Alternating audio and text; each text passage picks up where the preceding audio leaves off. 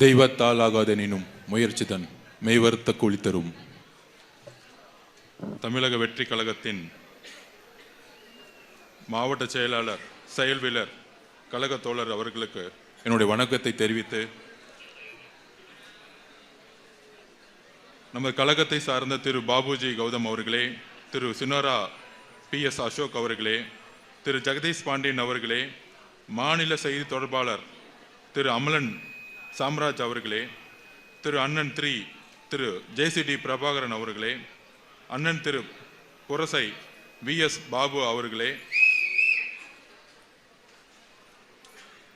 சென்னை மத்திய மாவட்ட செயலாளர், இந்த குறுகிய காலகட்டத்தில் ஒரு 2 நாள் தான் ஆச்சு, அதுக்குள்ள ஒட்டுமொத்த வில்லிவாக்கத்துடைய நிர்வாகிகளை ஒருங்கிணைத்து இந்த கூட்டத்தை சிறப்பாக நடத்தி கொண்டிருக்கின்ற நம்மளுடைய மாவட்ட செயலாளர் அண்ணன் பூக்கொடை திரு குமார் அண்ணன் அவர்களே,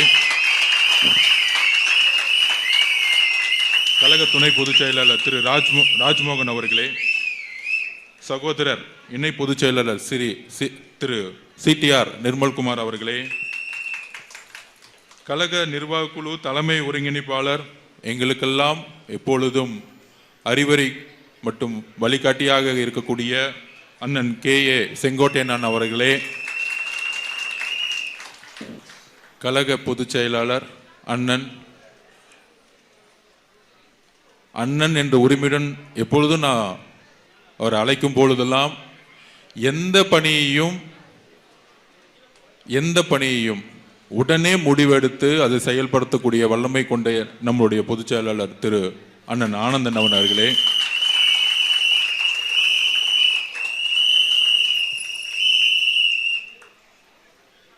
கழக தலைவர் 2026 முதல்வர் எங்கள் அண்ணன் தலைவர் விஜய் அண்ணன் அவர்களுக்கும் என்னுடைய வணக்கத்தை தெரிவித்து, இந்த வில்லிவாக்கத்துடைய முதல் உரை என்று, அதாவது ஒரு தொகுதிக்குள்ள போகும்போது பொதுவா ஹாஸ்பிட்டல் இல்லைன்னு கேட்பாங்க, சரியா மருத்துவமனை இருக்கா அப்படின்னு பார்த்தா இங்க மருத்துவமனை இல்லை. ஒரு கல்லூரி இருக்கா அப்படின்னு பார்த்தா கல்லூரிங்கிறதே இங்க இல்லை. நல்ல அரசு பள்ளி இருக்கான்னு பார்த்தா அதுவும் இல்லை. மழை வரும்போது தண்ணி வருமானு கேட்டா இல்ல, சாக்கடையே வந்துகிட்டு இருக்கு. வில்லிவாக்கம் கழிவு நீர் வாக்கமா தான் மாறிக்கிட்டு இருக்கு. சரி, இதெல்லாம் பிரச்சனை மக்களுக்கு தெரியும். ஆனா ஒரு பிரச்சனை இப்பதான் தெரிஞ்சு, 5 வருஷமா இங்க ஒண்ணு இல்லை. MLA ஆபீஸே இங்க இல்லையா. இதுல வேற திமுக ஜெயிக்குன்னு சொல்லி சுத்திக்கிட்டு இருக்காங்க. சத்தியமா சொல்றேன். சரி, MLA ஆபீஸே இல்லைன்னு பார்த்தா கடைசியில தேர்ந்தெடுக்கப்பட்ட MLA வெற்றி அண்ணனே இல்லையா. அவர் எங்க போனாருன்னு தெரியலன்னு நாளைக்கு போஸ்ட் அடிச்சு ஓட்டுவாங்கன்னு நினைக்கிறேன். சரி, அவர் தான் பிறப்பால் தேர்ந்தெடுக்கப்பட்ட MLA. அந்த கட்சியே அப்படிதான். எனக்கு பேராசிரியரையே ரொம்ப பிடிக்கும் சின்ன வயசுல இருந்து. ஸோ அவருடைய பேரனுங்கிற முறையில் தேர்ந்தெடுத்தாங்க. அவருக்கும் கெட்ட பேரு, பேராசிரியருக்கும் கெட்ட பேரு, இன்னைக்கு வில்லிவாக்கத்துக்கும் கெட்ட பேரு. சரி, கடைசியில MLA தான் இல்லைன்னு பார்த்தா திமுகங்கிற கட்சியும் இல்லை வில்லிவாக்கத்துல. சரி, MLA அழுவும் இல்லை, MLAவும் இல்லை, திமுக கட்சியும் இல்லை. சரி, ஓகே, திமுக தான் இல்லைன்னு நினைச்சிட்டு நம்ம பாபு அண்ணன்ட்ட, ஆனா அந்த அதிமுகன்னு ஒண்ணு இருக்குமே, அது எங்கன்னு கேட்டேன். ஆனா அதை பேக்கேஜ் பண்ணி டெல்லிக்கு போய் ரொம்ப நாள் ஆச்சுன்னு, எல்லாம் பேக்கேஜாவே போயிட்டு இருக்கு கட்சியெல்லாம். இப்ப சரி விட்டுருங்கண்ணே, அவங்க டெல்லியிலேயே இருக்கட்டும், நம்ம வில்லிவாக்கத்துல இருந்து மக்களுக்கு சேவை செய்ய ஆரம்பிப்போம். அப்ப திமுகவும் இல்ல அதிமுகவும் இல்லைன்னா இங்க யாரு இருக்கா சொல்லுங்க? டிவிக்கு.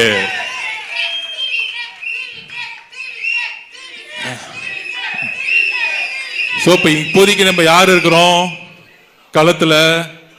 டிவிக்கு. முதலமைச்சர் இந்த தொகுதி பக்கம் எப்பயாச்சும் வந்துட்டு போனாரா? அவரும் இல்ல கடைசியில். அப்ப நம்ம கிட்ட இருக்கிற ஒரே நம்பிக்கை நம்மளுடைய தலைவர் விஜய் அண்ணா. காம்படிஷன் வேணும்ல, இதெல்லாம் மாத்துறது கடைசியா ஒண்ணு பண்ணுவாங்க திமுக. பாபுன்னு ஒருத்தர் வருவாரு, ஓகே அது நம்ம பாபு ஒன்ன பாத்துக்குவார், விட்டுருங்க, அவரை பத்தி பேச வேணாம். சேகர் பாபு, ஸ்னேக் பாபு அப்படின்னு நிறைய பேர் வந்துகிட்டே இருப்பாங்க. இந்த வட்டம், நகரம், சதுரங்கம் இதெல்லாம் வந்துகிட்டே இருக்கும். கடைசியில ஜெயிக்க முடியாதுன்னு தெரிஞ்சுக்கிட்டு ஒண்ணு பண்ணுவாங்க. என்ன பண்ணுவாங்கன்னா, வீடு வீட 2000 ரூபாய் கொடுப்பாங்க, இல்ல 3000 ரூபாய் கொடுப்பாங்க. தலைவர் நிக்கிற தொகுதின்னு 5000 போவோம். இப்பெல்லாம் ஏலம் ஆயிடுச்சு. இப்ப ரெடி பண்ணிட்டு இருப்பாங்க. பெரம்பூரா நேத்து ஏதோ தீர்மானம் போட்டாங்க, 5000 ரூபாய் ரெடி பண்ணு. இந்த மாதிரி 5000, 3000, 2000 அடிச்ச பணத்தை கொண்டு வந்து கொடுக்கணும்ல. நான் மக்கள்கிட்ட ஒரே ஒரு சின்ன கணக்கு சொல்லிக்கிறேன். 5 வருஷம் மொத்தமா அடிக்கிற பணம் 1 லட்சம் கோடி, 2 லட்சம் கோடி. நான் திமுக கிட்ட ஒன்னே ஒண்ணு கேட்கிறேன், அப்பா 3000, 4000 கொடுக்காதீங்க, ஒரு 1 லட்சம் கோடி உங்க குடும்பம் அடிச்சிருக்கு, அமைச்சருங்கள்லாம் ஒரு 50,000 கோடி அடிச்சு வச்சிருக்கீங்க, அதிகாரிகள் ஒரு 50,000 கோடி அடிச்சு வச்சிருக்கீங்க, மொத்தம் 6 லட்சம் கோடி கடன் எதுக்குன்னா 2 லட்சம் கோடி குடும்பத்துக்கு, 1 லட்சம் கோடி இவங்களுக்கு, 3 லட்சம் கோடி தான் உண்மையான கடன். அப்ப நாம என்ன சொல்றோம்னா, 3000 கொடுக்காதீங்க, 5 வருஷத்துக்கு கணக்கு போட்டா மாசத்துக்கு 50 ரூபாய் பிச்சை காசு கொடுக்குறீங்களா? டேய், கொஞ்சம் நல்ல காசா கொடுங்க, மக்களை பார்த்து ஏமாத்தாதீங்க.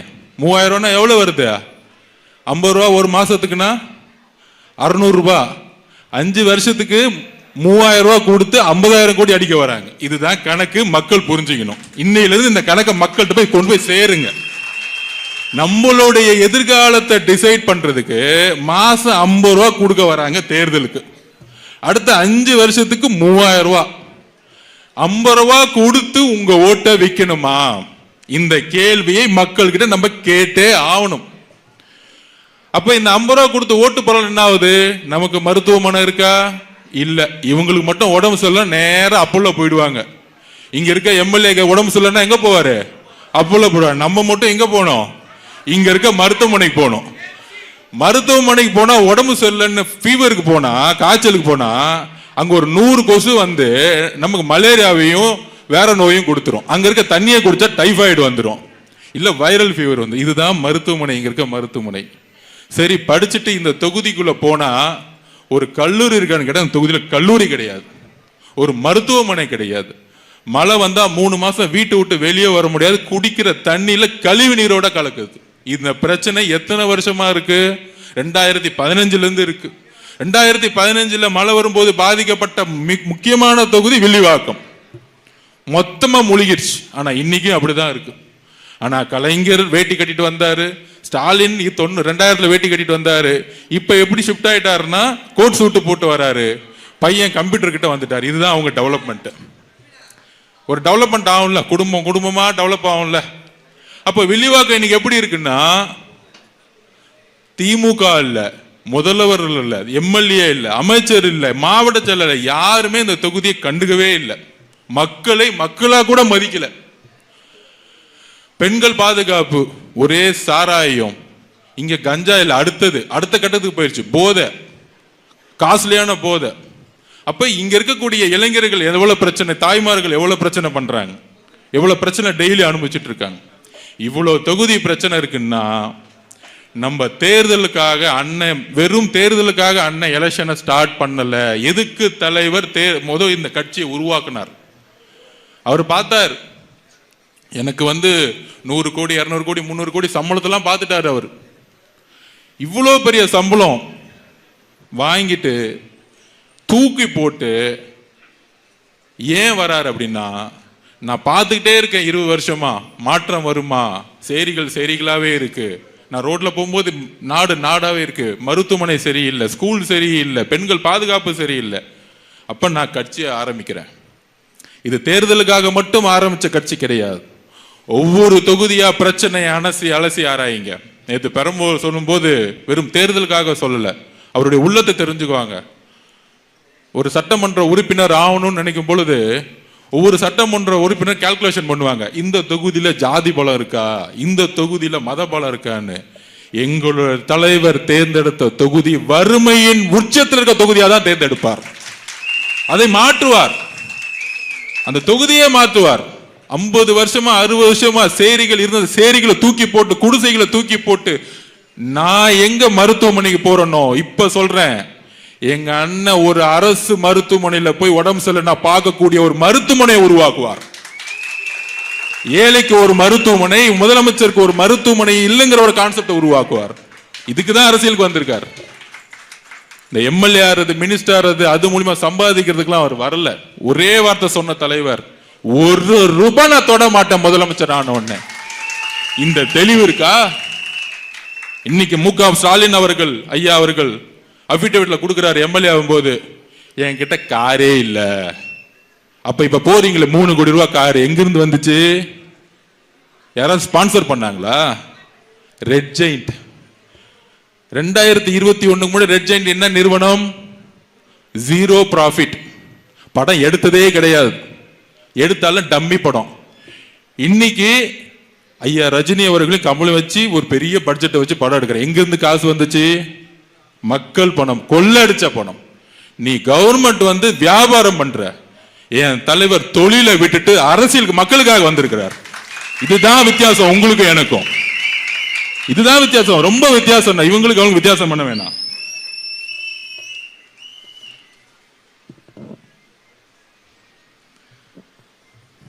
இன்னைக்கு நமக்கெல்லாம் தெரியும், புரட்சி தலைவி அம்மாவோட பிறந்த நாள். அந்த அம்மா இருக்கிற வரைக்கும் 2014 எதிர்த்து நின்னாங்க, லேதியா மோதியா அப்படின்னு. ஒன்றிய அரசு பாஜக இங்க வர முடியல. 16 தனியா நின்று காமிச்சாங்க, நான் எதிர்த்து நிக்கிறேன் அப்படின்னு. புரட்சி தலைவர் எம்ஜிஆர் அவர்கள் அதிமுகவை உருவாக்கும் பொழுது தீய சக்தியை தூக்கி எறியணும், இந்த ஊழல் குடும்பத்தை தூக்கி எறியணும் உருவாக்குனார். அதை வழிமொழிந்து கடைசி வரைக்கும் தன்னுடைய உயிரை பிடிச்சு வச்சு ஜெயிச்சு காமிச்சாங்க. ஆனால் நம்ம பார்த்து கேட்குறாங்க, இவங்க நம்ம தலைவர் ஏன் அதிமுகவை திட்டமாட்டிக்கிறாரு? ஒட்டுமொத்த அதிமுகவும் டிவிக்கு ரொம்ப நாள் ஆச்சுப்பா, அங்க இருக்கிறதே ஒரு 10 பேர், அதுவும் அவங்க டெல்லி போயிட்டாங்க. உண்மையான அதிமுக இங்க இருக்கு. அண்ணன் செங்கோட்டையன் அண்ணன், ஜெயசிடி பிரபாகரன் அண்ணன், BS பாபு அண்ணன், உண்மையான அண்ணன். இப்ப கூட சேர்ந்தாரு ஸ்பீக்கர் தனபாலனுடைய மகன், எங்கிருந்து வந்தார்? ஏன் பேச மாட்டேங்கிறேன்னா, இதுதான் அரசியல் ரீதியான கருத்து. திமுகவுடைய தீய சக்தி எதுக்கிறதுக்கு ஒரு வலிமையான தலைவர், நம்ம தலைவர் அதிமுக உணர்ந்ததுனால இங்க ஷிஃப்ட் ஆகி ரொம்ப நாள் ஆச்சு. அப்ப புரட்சி தலைவர் அம்மா அவர்களையும், புரட்சி தலைவர் உருவாக்கின இயக்கமா இருக்கக்கூடிய தொண்டர்களையும் நாங்க ஏன் எதிர்க்கணும்? உடனே அடுத்த ஒரு கொஸ்டின் கேட்டாங்க, இவர் பாஜகவை எதிர்க்கவே மாட்டேங்கிறாரு, அவர் பேர் சொல்லவே யோசிக்க மாட்டேங்கிறாரு அப்படின்னு யார் சொல்றாங்கன்னா, முந்தா நேத்து கூட நம்ம கம்யூனிஸ்ட் தோழர் சண்முக அண்ணன் சொல்றாரு பேட்டியில.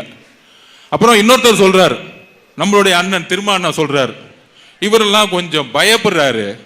நான் கூட்டணி கட்சி பார்த்து தைரியம் இருந்தா ஒரே ஒரு கேள்வி கேட்க, அது பதில் சொல்லுங்க. இங்க இருக்க ஊடகத்தை பார்த்தும் ஊடகத்தில் இருக்க நிருபர்களும் இந்த கொஸ்டின் கேளுங்க. உங்களை பார்த்து அந்த கொஸ்டின் கேள்வி நீங்களே பதில் சொல்லுங்க. எங்களுடைய தலைவர் 3ஆம் ஆண்டுல இந்த மூவி ஜனநாயகன் மூவி ரிலீஸ் பண்ணப்படல. ஜனநாயகன் மூவியோட சர்டிபிகேட் யாருக்கிட்ட இருக்கு? பர்மிஷன் நீங்க சொல்லுங்க. ஒன்றிய அரசு கிட்ட இருக்கு. 3ஆம் என்ன சொன்னாரு?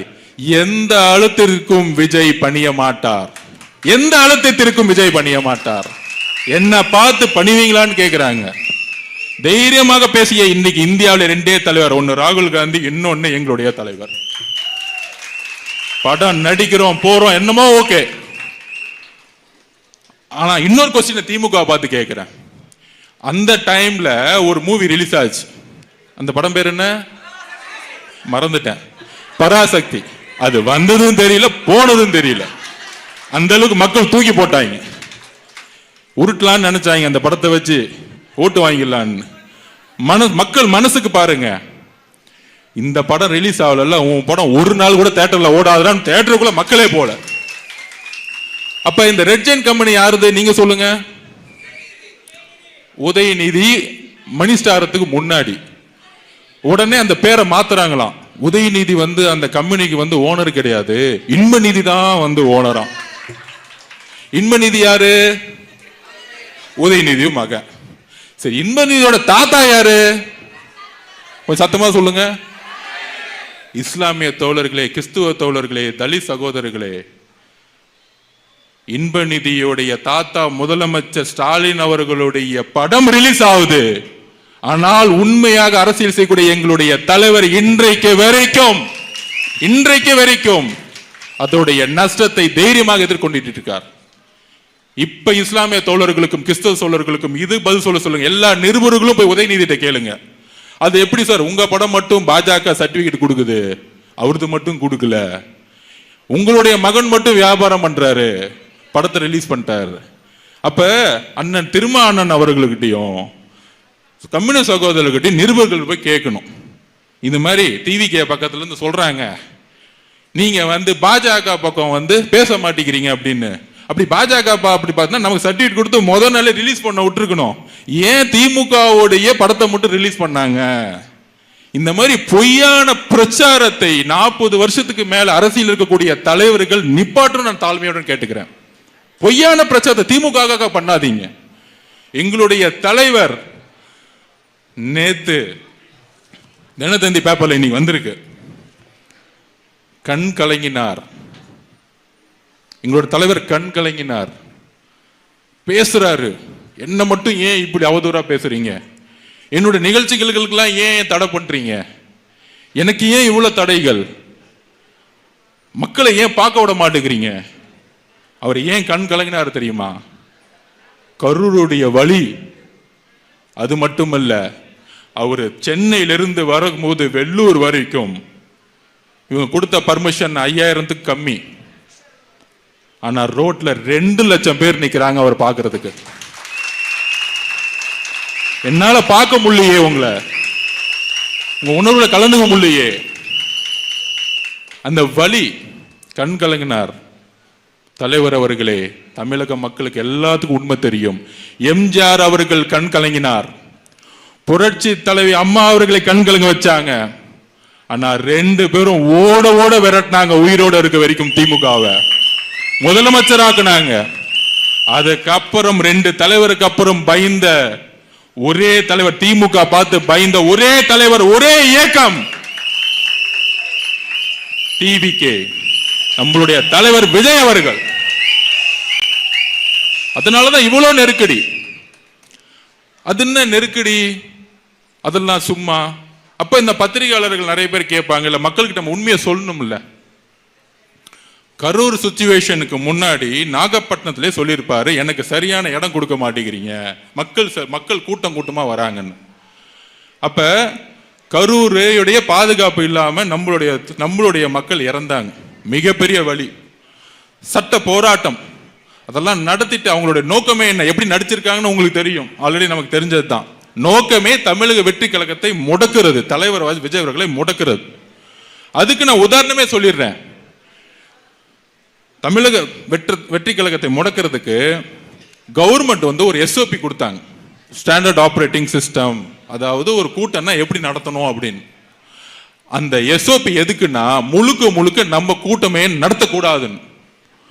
இப்ப திருச்செந்தூர் கோயில்ல இல்ல வேளாங்கண்ணி கோயில்ல ஒரு பெரிய கூட்டம் வருது, 10 லட்சம் பேர் வராங்க அப்படின்னா அதுக்கான பாதுகாப்புக்கான பொறுப்பு யாரு? காவல்துறை. அவங்க தான் ஆர்கனைஸ் பண்ணுவாங்க ரோட்ல இருந்து மெயின்ல. அப்படி நம்ம தலைவர் வரும் பொழுது நம்ம எந்த கூட்டத்தையும் கூட்டுறதே கிடையாது, இன்க்ளூடிங் பொதுச்செயலாளர். நம்ம போய் வண்டி எடுத்துட்டு வந்து லாரியா இவங்கள மாதிரி கவர்மெண்ட் பஸ்ல போய் கூட்டிட்டு வரலாம் நம்ம வேலை கிடையாது. அப்ப என்ன பண்றோம்? 10,000 பேர் பர்மிஷன் வாங்கினா 1 லட்சம் பேர் வராங்க. 1 லட்சம் பேர் பர்மிஷன் வாங்கினா 5 லட்சம் பேர் வராங்க. மதுரையில மாநாடு நடத்தினா 15 லட்சம் பேர் வராங்க. அப்ப இதுக்கான ஒரு பாதுகாப்பை நம்ம கட்சியோட சேர்ந்து காவல்துறை கொடுக்கணும். ஆனா இவங்க என்ன பண்றாங்கன்னா, காவல்துறை வர மாதிரி வந்துட்டு அமைதியா போயிடுவாங்க. அப்ப அவங்களுக்கு என்ன நோக்கம்? ஏதாவது பிரச்சனை நடக்கட்டும், ஏதாவது அடிதடி நடக்கட்டும், எல்லாம் மயங்கி விழுட்டும். இதுக்கெல்லாம் காரணம் தலைவர் விஜய் அவர்கள். இப்ப ஏன் அவர் வந்து ஒவ்வொரு வாரம் 10 நாளும் பர்மிஷன் வாங்கிட்டு பொறுமையா வராரு தெரியுங்களா? இன்னொரு பழி சொல்லை திமுக உருவாக்குறதுக்கு எல்லா முயற்சிகளும் செய்யுது. அப்ப அதனாலதான் ஒவ்வொரு 15 நாளும் 10 நாளும், அதாவது நான் ஒண்ணு சொல்றேன், சினிமாவில் நம்பர் 1 ஆகணும்னா 18 மணி நேரம் உழைக்கணும். 18 மணி நேரம் உழைச்சா மட்டும்தான் நம்பர் 1 ஆக முடியும். அப்படி உழைக்கக்கூடிய எங்களுடைய தலைவர் அதெல்லாம் தூக்கி போட்டு அரசியல்ல வந்து ஜெயிக்கணும் வரும் பொழுது 24 மணி நேரம் உழைக்கிறதுக்கு ரெடியா இருக்க மாட்டாரா? என்ன ஒரு அவதூறு அவரை பார்த்து. வரமாட்டேங்கிறாரு. உங்களுக்கு புரியுதா? போலீஸ் பர்மிஷன் கொடுக்க மாட்டாங்க, ஆனா வீட்டை விட்டு வரமாட்டாருன்னு இவங்களே பிரச்சாரத்தை உருவாக்குறது. இதுதான் அவதூறு. அப்ப மக்களுடைய பாதுகாப்புக்கு நம்ம கரெக்டா போலீஸ் பர்மிஷன் வாங்கி கடைசியில் என்ன பண்ணிட்டோம், ஒரு ஷெட்டை போட்டு வெறும் 4900 பேர். ஏன் பர்மிஷன் வாங்குறோம்னா, அந்த எஸ்ஓபியை ஸ்டே ஆர்டர் கேட்டிருக்கோம் ஹைகோர்ட்ல. அந்த எஸ்ஓபி படி நம்ம போனா பழி நம்ம மேல போட்டுருவாங்க. இப்ப இன்னைக்கு அந்த மாதிரி நிர்வாகிகள் கூட்டம் போட்டு மக்கள்ல வந்து பார்க்க முடியாத அளவுக்கு இன்னைக்கு காவல்துறை அப்படி ஒரு விஷயத்தை யாரு உருவாக்குறா? காவல்துறை மேல தப்பு கிடையாது. முதலமைச்சரா இருக்கக்கூடிய, உள்துறை அமைச்சராக இருக்கக்கூடிய மு.க. ஸ்டாலின் அவர்கள் அப்படி நினைக்கிறாங்க. மு.க. ஸ்டாலின் ஏன் அப்படி நினைக்கணும்? ஏன்னா தன்னுடைய மகனுக்கு அடுத்த பட்டாபிஷேகம் பண்ணணும்னா இது குறுக்க நிக்கிறது யாரு? நாளை உதயநிதி அவர்கள் முதலமைச்சர் குறுக்க நிக்கிறது யாரு? ஸ்டாலின் அவர்கள் 75 வயசு ஆயிருச்சு, இந்த எலெக்ஷன்ல காணா போயிடுவாரு. ஆனால் தடங்கள நிக்கிறது யாரு? இபிஎஸ் அவர்களா? மக்கள் இபிஎஸ் அவர்களை மறந்து ரொம்ப நாள் ஆச்சு. இப்ப கூட ஏதோ 10,000 ரூபாய் அனௌன்ஸ் பண்ணாராம். ஏதோ அப்படி போற வழக்குலாம் 10,000 ரூபாய் கொடுக்குறேன், அங்க கொடுக்குறேன், இங்க யார் நம்ப போறா? நீங்க 10,000 ரூபாய் கொடுக்க போற, 5,000 கொடுங்க, 1 லட்சம் கூட கொடுக்குறேன்னு சொல்லுங்களேன். மக்கள் உங்களை நம்பாம நீங்க முதலமைச்சர் ஆனா தானே காசை கொடுக்கறதுக்கு. அப்ப வெறும் காசு கொடுக்குறேன்னு சொல்லி ஓட்டு வாங்குறது. நான் என்ன பண்ணேன்னு சொல்ல முடியாது இல்ல. 21 முதலமைச்சரா ஏன் மக்கள் தூக்கி போட்டாங்க அப்படின்னு சொல்ல முடியாது இல்ல. அப்ப சும்மா 10,000 ரூபாய் கொடுக்குறேன், இதோ 2,000 ரூபாய் கொடுக்குறேன், இதோ 3,000 ரூபாய் கொடுக்குறேன். என்ன தமிழக மக்கள் என்ன ஏதோ வந்து காசு கொடுத்தா ஓட்டு போட்டுருவாங்கன்னு இன்னும் தவறான மனப்பான்மை நினைச்சுக்கிட்டு இருக்காங்க. வளர்ச்சி மாற்றத்தை பத்தி யோசிக்க மாட்டேங்கிறாங்க. அப்ப இன்னைக்கு இபிஎஸ் அவர்கள் காணா போயிட்டார், தொண்டர்கள் இங்க வந்துட்டாங்க. அப்ப திமுக இருக்கக்கூடிய ஒரே என்னது, டிவிகே நம்மளுடைய தலைவர் அவதூறு பிரச்சாரம், பெண் மூலியமா அவதூறு பிரச்சாரம், அந்த நிறுவனம் மூலியமா எல்லாத்தையும் அவதூறு பிரச்சாரம். அந்த பிரச்சாரத்தை உருவாக்கும் பொழுது நேற்று ஏன் கலங்கினார்னா இதுக்குதான். என்ன வந்து மக்கள்கிட்ட பார்க்க விட மாட்டேங்கிறீங்களே, என்ன சந்திக்க விட மாட்டேங்கிறீங்களே, அப்படி சந்திச்சாலும் என் மக்களுக்கான பாதுகாப்பை கொடுக்க மாட்டேங்கிறீங்களே. அப்ப ஒவ்வொரு தாட்டியும் அவர் பயப்படுறார், மக்களுக்கு வந்து ஏதாச்சும் எதுவும் நடந்துடக்கூடாது. ஏன்னா காவல்துறை இல்லை. அப்ப இந்த நோட்டிபிகேஷன், எலெக்ஷன் கமிஷன் நோட்டிபிகேஷன் வரும் பாருங்க, அது வரைக்கும் இந்த முதலமைச்சர் சைனுங்கிறது வேலிடிட்டி. அதுக்கப்புறம் அதெல்லாம் முதலமைச்சருங்கிறது அவ்வளவுதான். அடுத்த மாசம் என்னைக்கு வந்து நோட்டிபிகேஷன் வருதோ அதோட முதலமைச்சர் ஓவர், காவல்துறை எல்லாம் மாற்றப்படும். அப்ப நேர்மையான காவல்துறை வரும் பொழுது கண்டிப்பாக தலைவர் ஒவ்வொரு ஊராகவும் நடந்து போவார், ஒவ்வொரு ஊராகவும் வருவார். ஏன்னா இந்த காவல்துறை வச்சு நம்ம எதுவுமே செய்ய முடியாது. இந்த முதலமைச்சர் அப்படி ஒரு விஷயத்தை உருவாக்க பாக்குறாங்க. அவரை சுத்தி என்ன சொன்னாலும் மக்கள் எடுபட மாட்டேங்குது. அப்ப யாரோ ஒருத்தருக்கு அந்த கூட்டத்துக்கு வந்து எதாவது ஆச்சுன்னா உடனே பழியை தூக்கி அவர் மேல போடும். அதான் நேத்து கேட்டாரு, நீங்க என்ன வந்து நட்புங்கிறீங்களே, ஏன் மேல பழிய போட்டீங்களே, அதான் உங்க நட்பா? அரசியல் சூழ்ச்சி அது.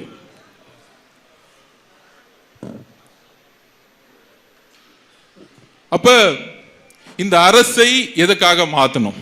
இப்போதைக்கு ஒரு சாம்பிள் சொல்லிடுறேன். நம்ம நிர்மல்குமார் பிரதர் சொன்னார், கே.என். நேரு அவர்களுடைய ஒரு துறை எடுத்துக்குவோம், ஹைகோர்ட்ல தாக்கல் பண்ணியிருக்கிறாங்க.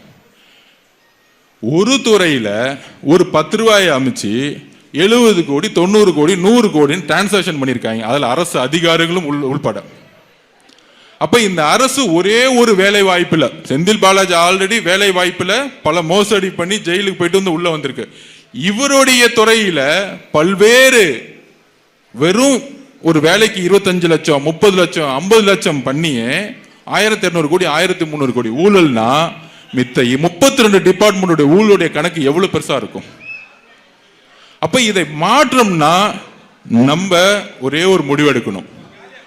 ஒரு தொகுதியில தலைவர் அவர்கள் யார வேணா வேட்பாளரா சொல்லட்டும்,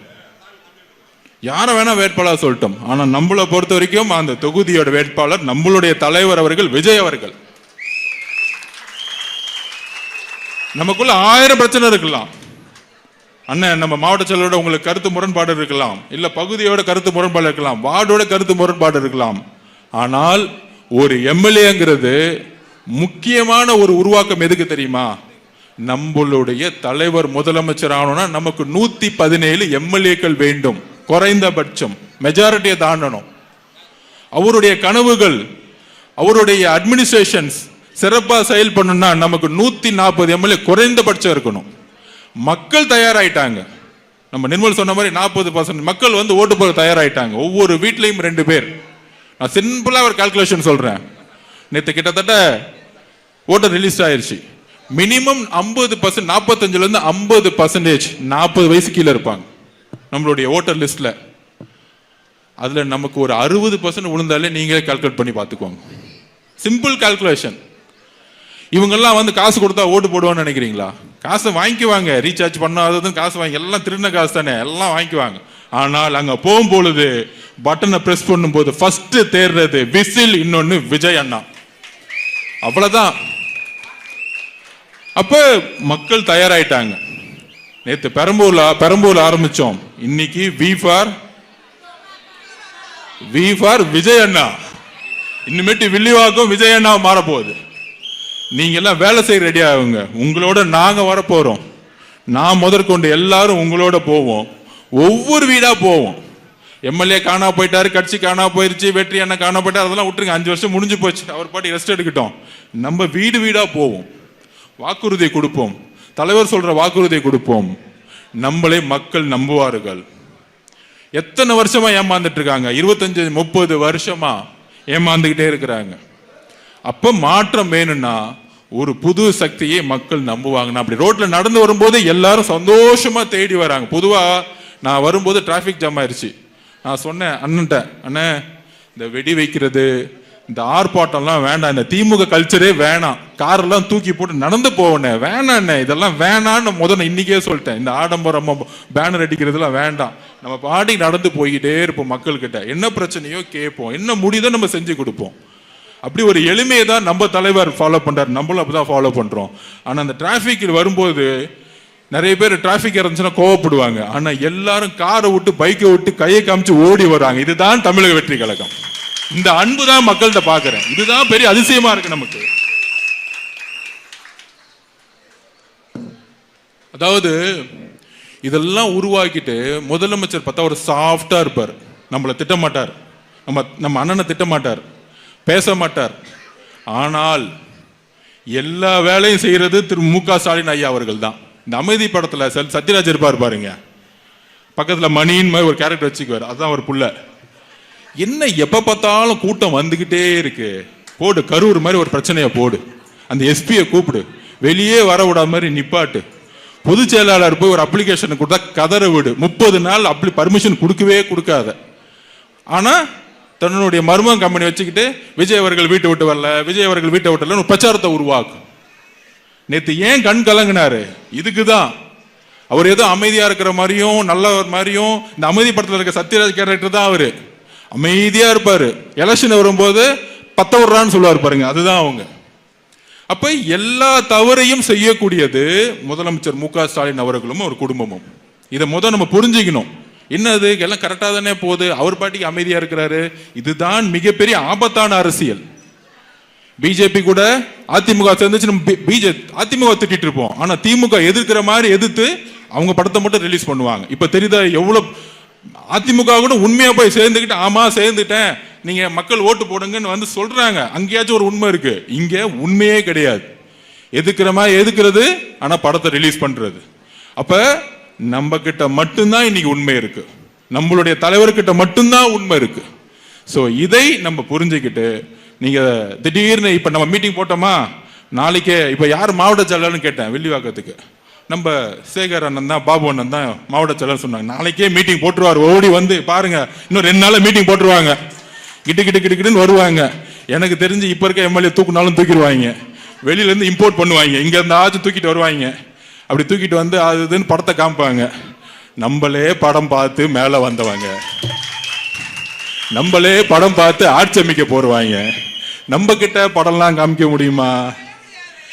எங்க தலைவரே நடிகரா இருந்து அரசியல்வாதி ஆயிட்டாரு. எங்க தலைவர் நடிகரா இருந்து தலைவர் ஆயிட்டாரு, நீ தலைவர்ல இருந்து நடிகர் ஆகிட்டு இருக்க, அதுவும் லூஸ் மோகன் மாதிரி அப்பப்ப நடிச்சுக்கிட்டு இருக்க. வேணாம் சார், எது தெரியுமோ அதை செய்யுங்க. நடந்து வர்றது, தூக்குறது, டவலை தூக்குறது, பேண்ட்டை மாத்துறது வேண்டாம், விட்டுருங்க. எங்க அண்ணனை பார்த்து செய்யாதீங்க.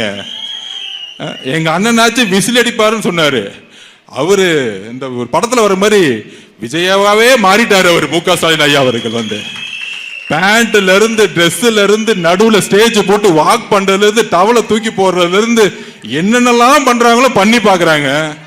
ஆனா பசங்க மீம்ஸ் தான் போட்டுட்டு இருக்காங்க, ஒன்னும் கனெக்ட் ஆக மாட்டேங்குது. பெண்கள் கனெக்ட் ஆக மாட்டேங்கிறாங்க. நீங்க 5000 கொடு, 2000 கொடு, இல்ல 10,000 கொடு, எல்லாம் கொடு, எல்லாம் எண்டு தானே. திரு கலைஞர் அவர்கள் வந்து 50,000 கோடி ரூபாய் சொத்து சேர்த்து வச்சு ஏதோ வந்து மு க ஸ்டாலின் அவர்கள் வந்து தன்னுடைய சொத்தெல்லாம் வித்து அந்த பணத்தை அவங்களுக்கு கொடுக்குறாரு. ஏன் பணம், ஏன் உரிமை, நீ கொடுக்குறீங்க.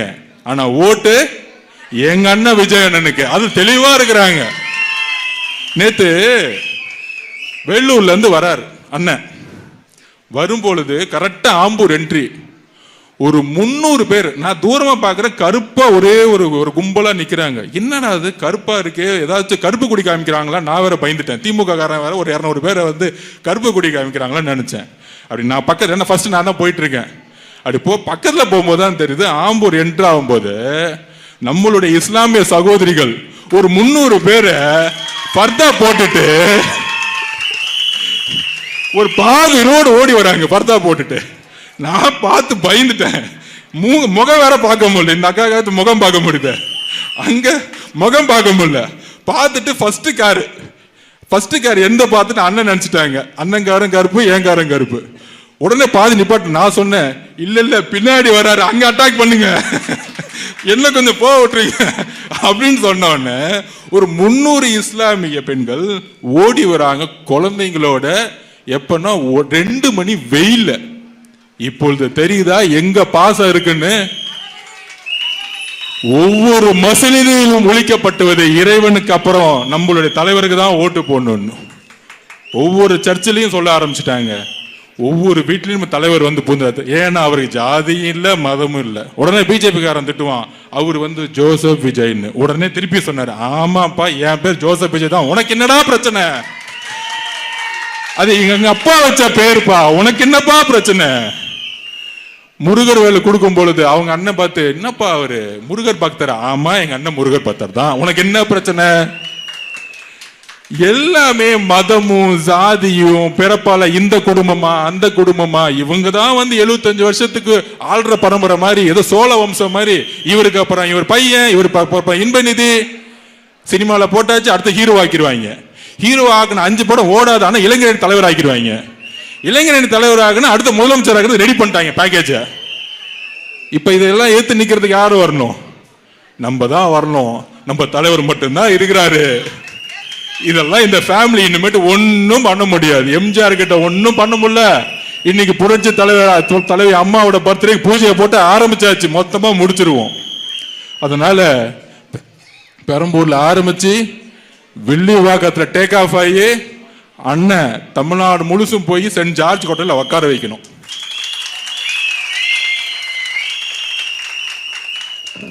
அவ்வளவுதான், வேற ஒன்னும் பண்ண வேணாம். இதுக்கு மேல நீங்க திமுகவை பாத்துக்குவாங்க. வீடு வீடா வந்தா ஒன்னும் பண்ணாதீங்க, கதவை மூடிருங்க, டம்முன்னு மூடிருங்க, பேச கூட வேணாம். ஏன்னா அந்த அளவு கூட ஒர்த்து கிடையாது. அப்படி பக்கத்துல வரும்போது ஒன்னே ஒண்ணு பண்ணுங்க, தலைவருடைய ஸ்டிக்கரை மேல வச்சுட்டு கதவை மூடிட்டு வெளியில இருந்து விசில் அடிங்க. ஏன்னா பேசினா ஏதாச்சும் பண்ணி விட்டுருவாங்க. ரவுடி பசங்க எல்லாம் ரவுடி பசங்க என்ன. அதனால கதவை மூடி டங்க எப்படி மூடுனா அரைஞ்ச மாதிரி மூடணும். அப்படி கதவை டம்முன்னு அடிக்கல, ஓங்கி ஒரு அரைஞ்ச மாதிரி இருக்கணும். 5 வருஷம் ஏன்டா வரல, 5 வருஷம் ஏன் வரல, 5 வருஷம் ஏன் வரல, 5 வருஷம் ஏன் வரல. இப்ப ஓட்டு கேட்க வரியா?